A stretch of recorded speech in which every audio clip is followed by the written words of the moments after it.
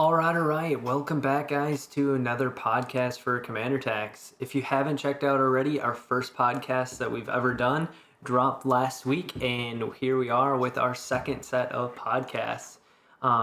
These podcasts represent their way to tune into the channel to see how we're doing, what we're up to, and where like different events or episodes are at, in which you can watch. I mean, we'll talk about leaks and spoilers for Magic the Gathering sets, as well as any Commander news or changes or rules changes.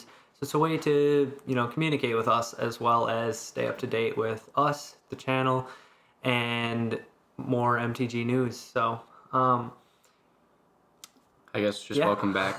Welcome back for the holidays. I hope everyone had a safe and Merry Christmas and a Happy New Year. And we tried to do some stuff, but we just hope everyone was safe and followed the rules and stuff. But yeah.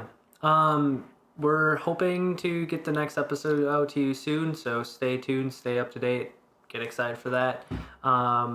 Quinn, you want to start us off with the spoiler or what we're talking about tonight for what we're podcast? gonna talk about tonight is we're gonna actually look at the trailer for the Caldheim that got spoiled maybe a week ago, and it's only like a minute and 15-second clip, and we're going to show that to you guys, and we're just going to kind of talk about it and stuff. We're also going to talk about the pre-cons and the theme boosters that came out with the set that were spoiled, along with the video, of course, and just some other news and stuff in general. So yeah, awesome. Without further ado, get ready, look up. I don't know where we're going to put it yet, but look up.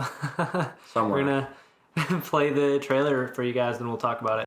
Hey guys, Cory here. I wasn't 100% certain about the laws behind copyright infringement, so instead of posting the Caldheim trailer embedded into this podcast, I provided the link instead. Click the link to check out the trailer, and Quinn and I will see you at 3 minutes and 19 seconds to give you a breakdown and our thoughts on the trailer. Thank you.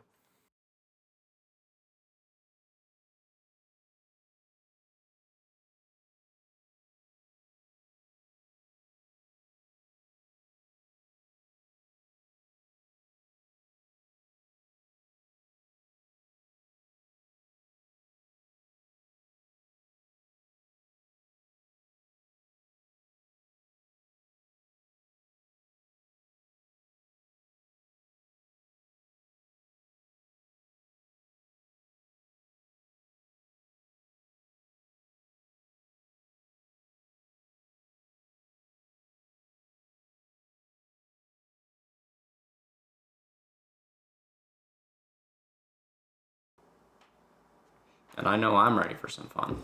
Yeah, me too. That was pretty exciting. Like, holy cow. It kind of gives us more light on the spoiled art that we saw a little bit ago. Like, it looks like that tree is going to be like the center or center point for spiritual stuff with Caldheim or power with Caldheim. Like, so It kind of gives me the Great Henge vibe from it. How the Great Henge is so big and stuff, and yeah, and it seems like this evil guy is trying to take over it and corrupt it or be able to harness the power for himself. well, the guy that was in there for most of it kind of looked like the god that was spoiled. I don't know if you guys looked at the alternate art for the god, but in the video it kind of seems similar, and the sword looked like the equipment side on the back side of the god. What if maybe we got this all wrong? Like, what if that guy that you're saying, yeah, that the guy on the spoiled art, what if he grabs that sword and becomes the god? Similar to okay, I'm gonna break over to the MCU. Similar to how Odin said, whoever holds Thor's power grants the powers of Thor and stuff. I'm definitely not quoting that. But what if he grabs hold of that weapon and then becomes that god? So that, what if that's how Caldheim is doing gods?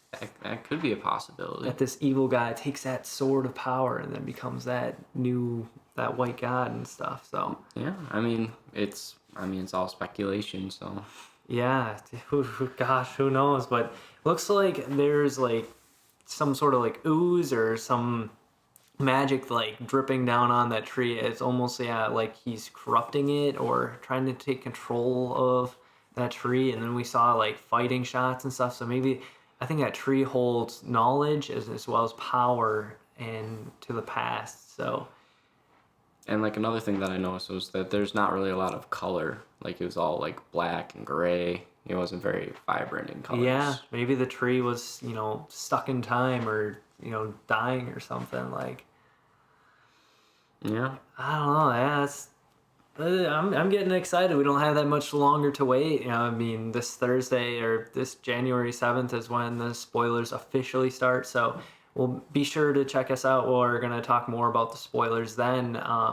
But Yeah, as soon as January 7th rolls around, all those spoilers are going to start rolling out real fast, and then we'll get a real sense of what the set's going to be like for sure. yeah, and we got tons of dates coming up with also January 28th. So, and you've got like 20 some days left until the end of the season if you're on Magic the Gathering to finish your season, wrap it up, and get ready for Caldheim. So January 28th is when the MTGO and Arena launch happens. So it's coming up fast. Honestly, I've not looked at Arena since I got home, so don't have the internet for it, unfortunately. Yeah. Played a couple matches. It's interesting. It seems like the meta always changes. You never know what to predict. But You want to talk about the precons? yeah, let's talk about some Caldheim precons. We got news of what the two commander decks are going to be like for this precons. I'm excited for the fact that every set now it seems that we're gonna get probably about two commander deck precons. I think that's more of their hype for the entire set because before they did those planeswalker decks and to be honest they weren't that great. I don't know if they are still doing those planeswalker decks, but they're kind of just underwhelming planeswalkers that try to fit in a set with a couple cards. And these two cards, I mean, they're a little lower par than other planeswalker decks. Like they aren't going to be like the $40 MSRP planeswalker or commander decks, but they're still pretty good. Especially we don't know much about one of them. But I guess while I'm talking about them, let's introduce them. We got Ranar the Ever-Watchful and Lathril Blade of Elves. We've got an Azorius and a Golgari commander decks that are going to be with the set. And those, I believe, are going to be $20 MSRP, so they're going to be half the budget of a normal commander deck. But then they're going to feature a lot of new cards from this set, as well as, I believe, a lot of standard commander stuff. I don't know if they're, I think they're going to feature a lot of standard or cards that are in standard in these commander decks. So. Oh yeah, for sure. I guess I could talk about Lathril, Blade of the Elves, and kind of read what it does. Yeah. It's 4 CMC for 2 colorless and a black and a green. It's a legendary creature, Elf Noble. It's a menace for a 2/3 body. And whenever Lathril, Blade of the Elves deals combat damage to a player, create that many 1/1 green elf warrior creature tokens. So say you make it unblockable and you hit your opponent for 2, then you create 2 1/1 elves and so on and so forth. And if you can increase your power, you can create more elves. But then you could tap 10 untapped elves you control. Each opponent loses 10 life and you can gain 10 life. So with a card like this, if you're looking to get the precon, definitely to upgrade like cards that are going to be a little bit pricier, but doubling season is going to be a huge one in there. Parallel lives, this any ways to double those tokens, because if you can use those untapped elves, that's going to be your way to bring people down, as well as this is a Voltron commander. Like Yeah, you could definitely go the Voltron route too. But I could see it most being broken if you add like blue, like all those untapped, all your non-land permanent stuff, like dramatic reversal and stuff. That'd be just be broken, like Ishakron Scepter, dramatic reversal. Yeah. And like, is Paradox Engine still banned in Commander? I believe so. Yeah. Yeah. Okay, that's probably a good thing because then this card would be super broken. Yeah. So definitely, if you throw Lathril in the 99, like, and get a commander that's adds blue in there, or like a 5-color, make it Moroferon, Morpheron, yeah. Morpheron, and name elves. Like that would be a good commander to have if you put him in the 99. Yeah, like that's pretty scary. That's kind of cool though too. I mean, when you're running elf decks, you tend to have a ton of mana, and with Lathril, it lets you use all of the elves that sit around and watch you get a ton of mana. You know, it gives them something to do. So it's cool. Plus, it says each opponent. It doesn't say target opponent. So each opponent is huge, because then if you're in a normal commander setting in which you've got 3 other opponents, you know, you can bring them all down. So you can just make this giant elf army and whittle them down, and it's life gain, which is pretty cool because in black and green, not a whole lot of life gain, yeah. Not a whole lot, and so to be able to do that, it's pretty awesome. Plus, he's got his sense of kind of giving him a little bit of way to get around some blockers with menace. So menace is gonna help you start off slow with dealing damage and getting those elf tokens if you can't create those elf tokens with someone like Risk the Redeemed and stuff. So another way they keep this card in check is you gotta tap him in order to activate the bottom ability. Like if you just had to tap 10 on tap elves you control, that'd be pretty broken. Like if you get 40 tokens out there, you instantly win the game. If you didn't have to tap them. So yeah, that tapped, it definitely puts them into check. If you have a way to untap elves, there's Midnight Guard and one other card that if you combine the two, it's an infinite cycle of creating tokens. Like that would have just been pretty pretty busted. But if you add those two together, you can make a ton of tokens. So maybe I could see him as a pretty good Golgari commander. But yeah, if you throw him in the 99 with another elf deck and add white, and with this white also brings in removal, Anointed Procession, which is another Parallel Lives kind of thing. I was actually gonna say Anointed Procession for white, yeah. Yeah, so he's pretty good. He definitely makes use of an elf guy as well as an elf leader. So all right, Corey, you want to read off Ranar the Ever-Watchful? Yeah, Ranar the Ever-Watchful, our Azorius commander for this set. Flying Vigilance. For the first card you foretell each turn, it costs 0 to foretell. Whenever you exile one or more cards from your hand and or permanents from the battlefield, create a 1/1 white spirit creature token with flying, and he's a 2/3. This is pretty cool because we don't really know much about foretell, but the fact that it makes the first card each turn 0 to cast for foretell, that's pretty handy because you can do that on your turn, you can do that on an opponent's turn, you can do it on end steps, so you can make use of this foretell ability. And actually, while we're looking at it, foretell is something that is impending, and it's going to introduce during your turn. So foretell during your turn you may pay 2 and exile this card from your hand face down. Cast it at a later turn for its foretell cost. So it kind of feels like it's a morph ability. Yeah, maybe. So it's kind of like that commander deck, that usurper, that it's red, or not red, it's green, black, blue. It's where your first face down creature you have costs 0. I can't remember the name. It's like something the usurper. I'll throw it up on screen. Yeah, he'll throw it up there. I'm just kind of blanking on the name, but it's kind of like a similar ability to that.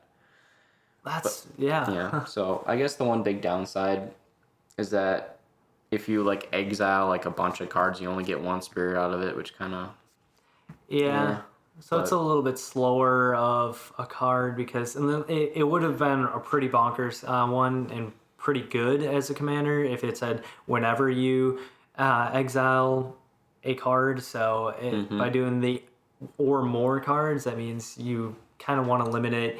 If you got a whole bunch of opponents, like if you got 3 opponents, maybe space your foretell out to once per turn until your turn, and just to be able to make more use of that 1/1 white spirit creature token, because it seems like both of these are token deck, but it definitely looks like Lathril could be used more with tokens than Ranar could. it is cool because Ranar is a spirit warrior. And he's got vigilance, so you swing with him and block with him, but really you're going to probably hone in on that foretell ability more than anything else using the 0. The spirits you might a little bit, but you're going to be trying to play the mind game, trying to figure out when to do those, but that's going to be pretty cool, especially if you look at the art, Ranar the Ever-Watchful. So he's definitely a spirit. He's deceased, and it looks like spirits are going to have a lot of prevalence in Caldheim, and that's probably why we have Kaya coming back as a planeswalker. She's going to have some sort of role either to remove spirit, to keep the Caldheim spirits in check, or she's going to help the spirits come back or something. So it's going to be pretty cool. I'm excited for both Ranar the Ever-Watchful and Lathril Blade of Elves. They're pretty decent. Yeah, one thing I also noticed too is that they have the same CNC and same power and toughness, which I kind of found that kind of amusing. But yeah, it kind of like balances them out. If you you and one other friend, both buy the deck, you've got a pretty even shot. I mean, who knows? Yeah. So let's talk about some theme boosters. So we got theme boosters a little while back. So with theme boosters, we were looking at angels, giants, elves, dwarves, clerics maybe? Yeah, could be. Rogues maybe? And so there's a vehicle in there too. There's a vehicle too. So yeah, vehicle I might go with if we break these into colors, it looks like green's going to be elves, white's going to be angels, black's going to be, I don't even know what black's going to be. Yeah, because there's angels, because there's angels and elves, and it's a rogue. They could do something like allies, or the party thing mechanic with black too, because they got elf clerics, elf rogues, angel berserkers. So I don't know what black will represent, but red looks like giants or dwarves, but white looks like dwarves too. So it looks like we're getting a lot of themes coming, and we're probably going to get some more theme boosters information too in the upcoming days when the spoiler season officially starts. But based on this, I'm really excited because for the first time ever, Wizards is starting to note that angels need tribal, and giving some of these cards a lot more flavor with angels, like making angels 2 less a cast, and a benefit of when you gain life, you create angels, which we've gotten that in the past, but to actually have more of that too is pretty nice. And wow, yeah, adds angels in a whole new light. Yeah, I'm actually kind of looking at this armed and armored card. It's kind of like from Kaladesh. It's kind of like start your engines or whatever, and you can make a pretty cool vehicle deck out of. It's like a one colorless, 1 white, and vehicles you control become artifact creatures until end of turn, so you don't have to crew them. Oh wow, yeah. And you create and choose a dwarf you control, attach any number of equipment you control to it. But that's like a cheap way to not crew your vehicles and stuff. So yeah, for 2 mana and it's an instant, you could block, attack, and it's an instant speed, attach any number of equipments you control to it. So yeah, that looks pretty cool. I mean, it's been a little bit since we've had more flavor on vehicles, and definitely adding vehicles with dwarves, that's gonna be cool. Yeah, I think the last time we saw dwarves and vehicles was in Kaladesh and Aether Revolt. Yep. Yeah, so that's gonna be cool. And then elves. I mean, elves have a ton of tribal, but adding 1 more looks pretty awesome, especially being able to tap for 3 green. I guess we'll just have to wait and see until we get more news, more spoilers. But we'll talk more about the individual cards in the set when more becomes prevalent, because a lot of these, they're leaked instead of spoiled, so a lot of the cards haven't officially been released yet for the public eyes. They've just been leaked. So we'll talk more about that on in the future upcoming podcasts and stuff when more comes out to us. So, and out to you guys and out to the public and world. So I think that pretty much wraps it up. I mean, I think so too. Stay tuned. Next Commander Tax episode is coming soon. Stay up to date with our next podcast that'll drop in a week. We're going to try and get these out to you weekly. Stay tuned with any Magic the Gathering news, especially as spoiler season starts. So thanks guys for watching. I'm Cory. I'm Quinn. See you next time.